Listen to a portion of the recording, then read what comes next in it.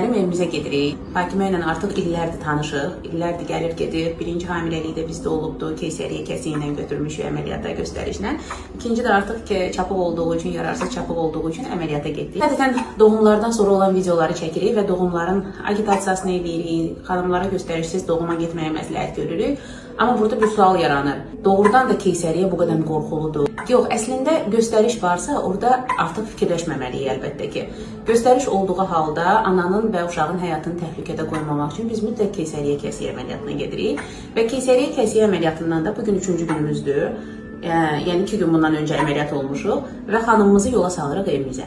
İndi isə Fatimə özü desin, əməliyyatdan sonra əslində əməliyyatı ilə aparırıq ki, əməliyyatdan sonra narahatçılıqlarımız minimal olur, ağrılarımız minimal olur, bacardığımız qədər düzdür. Təbii doğumu həmişə söyləyirik ki, doğum oldu, doğumdan dərhal sonra xanım ayağa qalxa bilir, gəzə bilir. Keysəriyyədə o nüanslar yoxdur, amma bir müddətdən sonra necəyik? Gözəl. Önəmli olan sənə, hatəndə olanların sənə yaxşı baxmağı, ən əsası güvəndiyin həkimin olmağıdır. Ki, çox şükür bizim də həkimimiz həmişə güvənimizi doğruldu, həqiqətən də sizi çox sevirəm. Təşəkkür edirəm. Əsas önəmli olan həkimə olan güvən. İki gözəl cütlüydür.